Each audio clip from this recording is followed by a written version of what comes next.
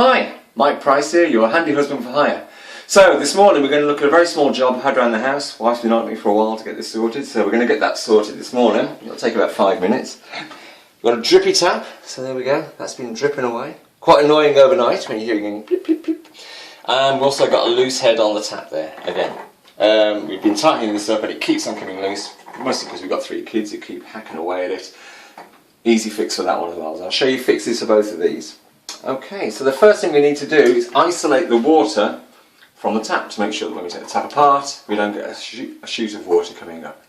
So we're going to do that using the isolating valve down at the bottom of the pipe down there.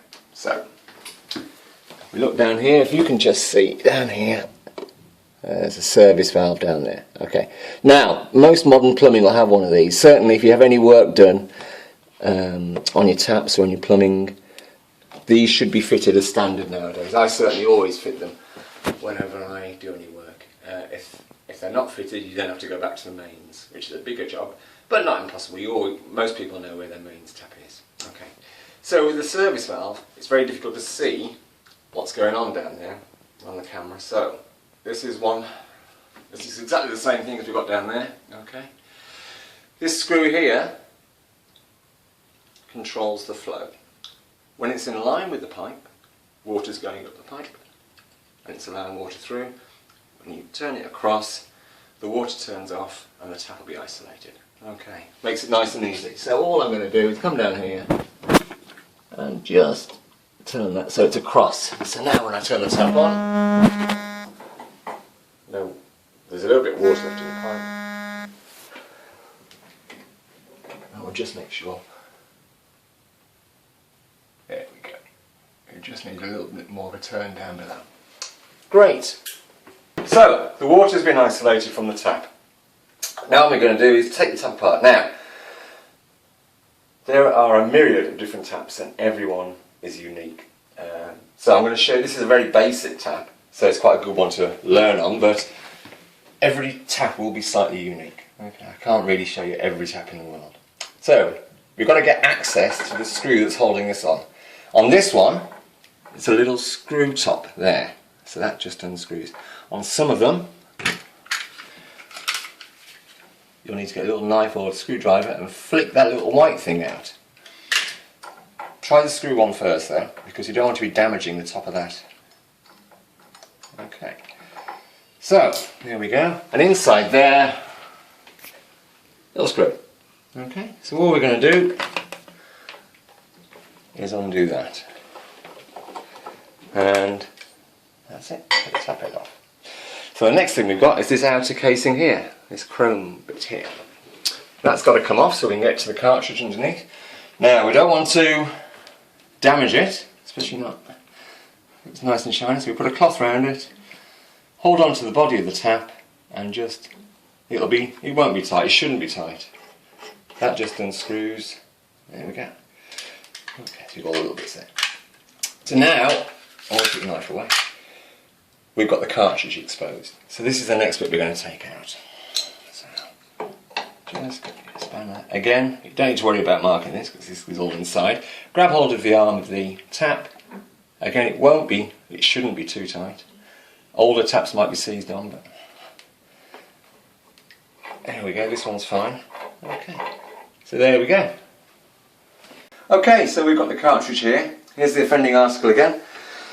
Washer there, it's got a nice little indentation where it's been screwed down too tight and it's not watertight anymore. So all we're going to do is replace that. Or just check it first, because there's sometimes a little trick that you can do just to save yourself a few pennies. So we take this little nut off there, that just holds the washer in place. Washer comes off. Damaged side, turn it over and look, brand new. Looks perfect. So all we need to do in this case is just pop that back in the housing again there. Pop the nut back on and just give it a little tighter. So it really is that easy sometimes. It's fantastic. Okay, so I did have a washer ready. Now these washers, if you go to one of your large DIY shops, they'll charge you probably a couple of quid for a 5 or something like that. They always pack them up, you can't just buy them singly normally. which is a bit of a pain because you normally only ever need one or two. So always just go down to your local plumbers merchants, much better value. If you've got any doubts about what you're buying, take the cartridge down with you and say I need a washer for that. If they're good, they'll even put it on for you, and you can just put this straight back in the tap and you'll be away. Okay.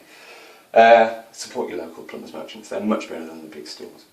Okay, so we're going to pop this back in now. That's all done, that's fine. So that just screws straight back in there. Okay. Goes in hand tight.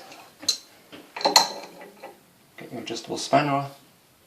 Just pinch that up. Doesn't need to be any tighter than that. There's a rubber washer there that'll seal that up. That's all fine.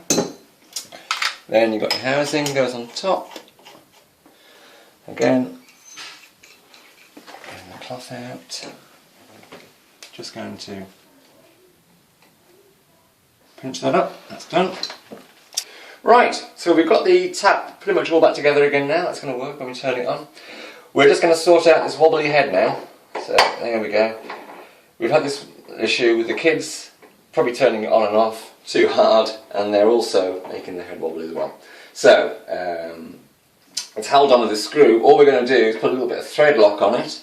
Okay, people don't know what this is. It's just basically a little a weak glue for screws. You put it on the thread.